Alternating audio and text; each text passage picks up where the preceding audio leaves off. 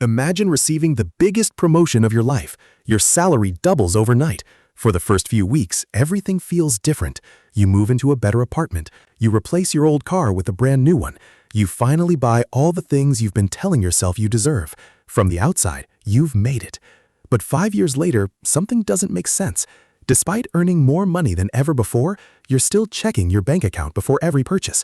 You're still waiting for the next paycheck. You're still telling yourself that everything will get better after the next promotion. How is that possible? How can someone earn twice as much, yet still feel financially trapped? Here's the uncomfortable truth. The middle class doesn't stay middle class because they don't work hard.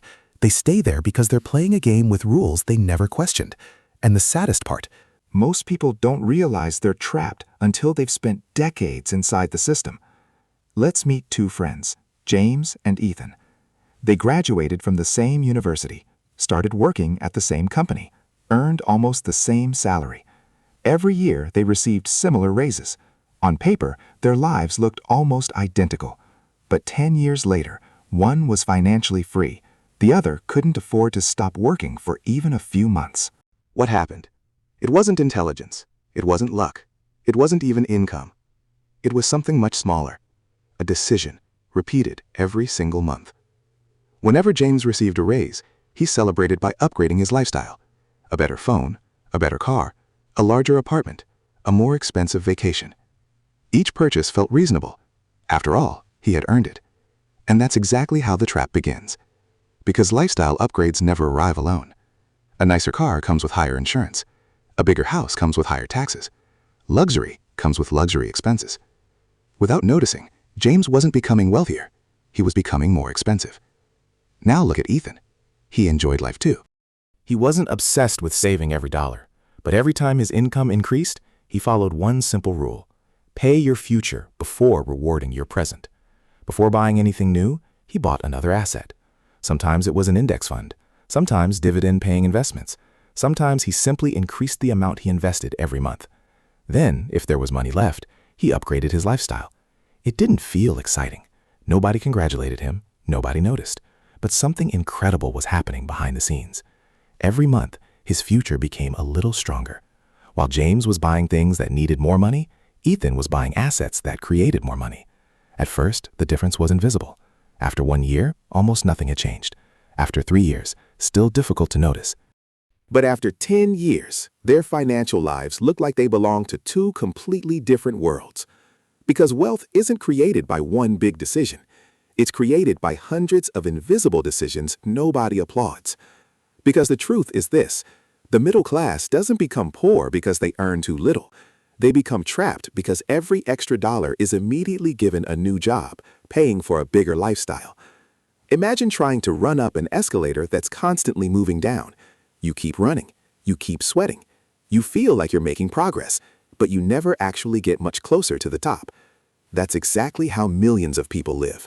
They work harder, they earn more, they spend more, and somehow they're still in the same place. This is called the lifestyle inflation trap, and it's one of the biggest reasons so many hardworking people never build real wealth. Now here's something even more surprising. The average millionaire doesn't wake up wondering what expensive thing to buy next. They wake up asking a completely different question. How can my money make more money? That single question changes everything. Because poor people usually spend first and save what's left.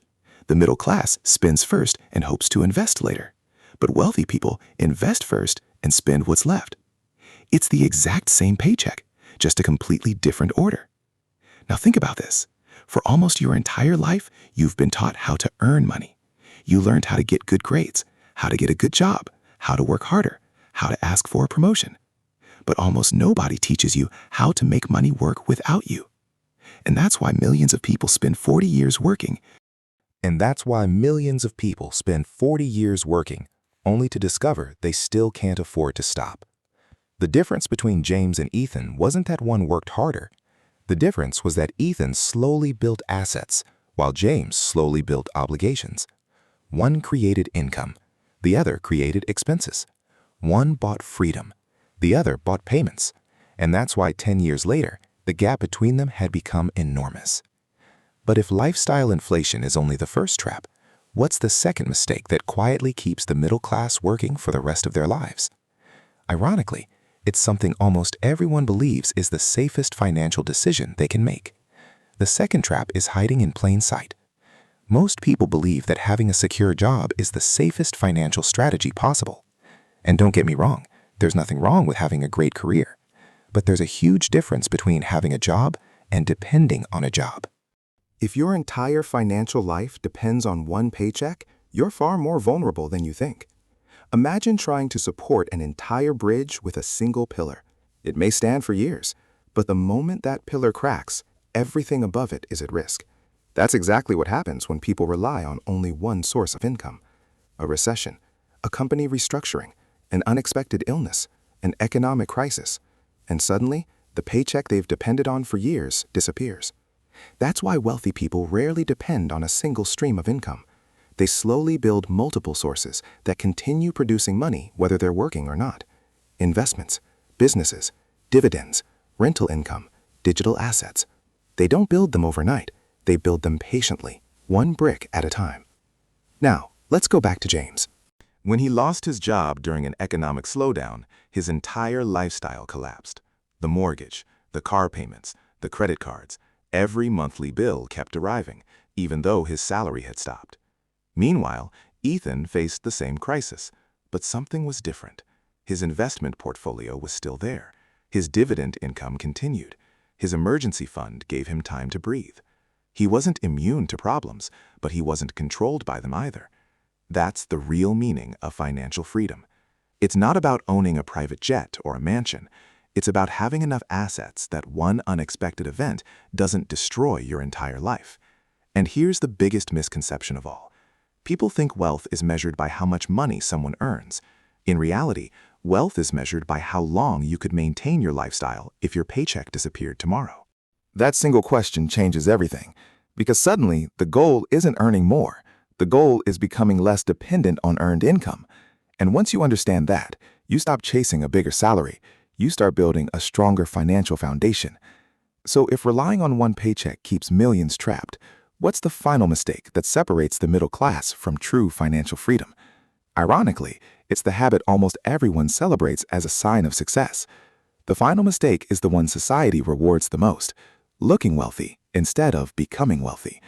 We've been conditioned to believe success should be visible: a luxury car, An expensive watch, a designer wardrobe, a larger house. The problem is that appearances can be financed, but freedom cannot. Every day, millions of people spend money they haven't earned yet to impress people who won't remember them next week. Real wealth works differently. It's often invisible. You can't see someone's investment portfolio. You can't see their emergency fund. You can't see the businesses quietly generating income in the background. But those invisible assets are the reason some people sleep peacefully while others worry about every bill. James spent years building an image. Ethan spent years building ownership. And ownership always outlasts appearances. Now here's the question that can completely change your financial future.